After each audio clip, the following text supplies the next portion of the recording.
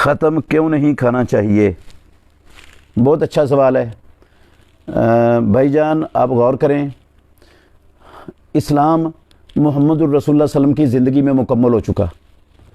آپ صلی اللہ علیہ وسلم کے بعد وحی نہ کسی پر اتری ہے اور نہ قیامت تک کسی پر اترنی ہے. اور جو کچھ انسانوں کو قیامت تک پیدا ہونے والے انسانوں کو جنت کے قریب کرنے والا تھا، جہنم سے دور کرنے والا تھا، سب کچھ محمد الرسول اللہ صلی اللہ علیہ وسلم نے بیان کر دیا. اس کا ایک ذرے کے کروڑویں حصے کے برابر بھی کوئی اللہ کے نبی نے چیز چھپا کے نہیں رکھی. اللہ کے دین سے سب کچھ پہنچا دی ہے. تو رسول مکرم صلی اللہ علیہ وسلم کی احادیث کے ذخیرے میں کہیں بھی نہیں ملتا کہ مدینے والے امام سرور کونین نے کبھی اپنی زندگی میں کھانے پر ختم پڑا ہو، چاہے وہ کلوں کا ختم ہو، تیجے کا ختم ہو، ساتے کا ختم ہو، 40ویں کا ختم ہو، 11ویں کا ختم ہو، یا کوئی اور ختم ہو. محمد الرسول اللہ صلی اللہ علیہ وسلم نے کبھی زندگی میں ایسا عمل نہیں کیا. نہ خلفائے راشدین میں سے کسی خلیفہ راشد نے کیا، نہ عشرہ مبشرہ میں سے کسی نے کیا، نہ 1.5 لاکھ صحابہ میں سے کسی نے کیا.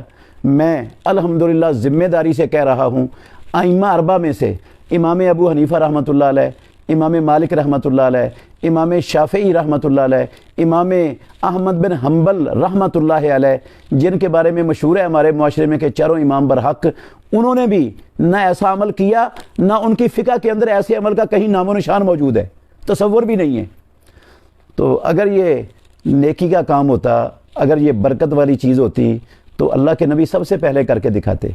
صحابہ رضوان اللہ علیہ مجمعین ضرور کرتے، ائمہ اربعہ ضرور کرتے، اپنی فقہ کی کتابوں میں اس عمل کو جگہ دیتے. کہیں اس کا تصور بھی نہیں ہے، نام و نشان نہیں، نہ قرآن میں، نہ حدیث میں، نہ صحابہ کی زندگیوں میں، نہ کسی امام صاحب کی فقہ میں.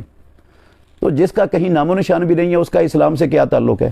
دوسری بات یہ یاد رکھیں، کوئی بندہ کہہ سکتا ہے کہ ہم تو جناب قرآن ہی پڑھا ہے، اس میں حرج کیا ہے؟ تو قرآن پڑھنے میں کیا حرج ہے؟ میرے بھائیوں غور کریں، قرآن پڑھنے میں کوئی حرج نہیں ہے، لیکن جس مقام پر محمد الرسول اللہ صلی اللہ علیہ وسلم نے نہیں نہ پڑھا وہاں پڑھنا حرج ہے.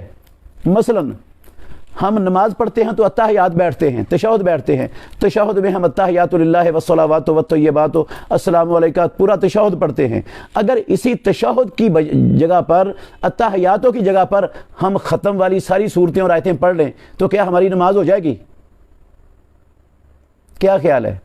یقیناً کوئی بھی نہیں کہے گا کہ آپ کی نماز ہو جائے گی. سارے کہیں گے نماز نہیں ہوگی. بھئی کیوں نہیں ہوگی؟ ہم نے کوئی گالیاں تو نہیں دی کسی کو، کوئی برا بھلا نہیں کہا، قرآن ہی پڑھا ہے.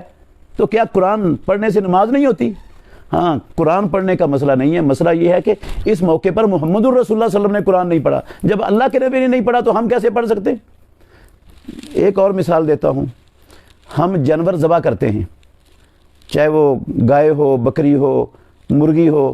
تو جانور ذبح کرتے وقت اگر ہم یہ ختم والی ساری آیتیں اور صورتیں پڑھ کر چھری چلا دیں تو کیا وہ جانور حلال ہوگا یا حرام ہوگا؟ یقیناً سب یہی کہیں گے کہ وہ جانور حرام ہو جائے گا. بھئی کیوں حرام ہوگا؟ ہم نے تو قرآن ہی پڑھا ہے. کیا قرآن پڑھنے سے جانور حرام ہو جاتا ہے؟ جی، اس لیے حرام ہوگا کہ محمد الرسول اللہ صلی اللہ علیہ وسلم کے طریقے کے خلاف ورزی کی ہے.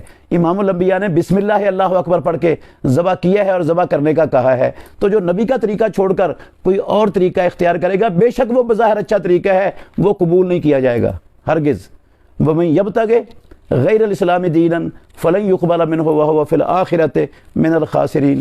اللہ رب العالمین نے قرآن مجید میں فرمایا ہے.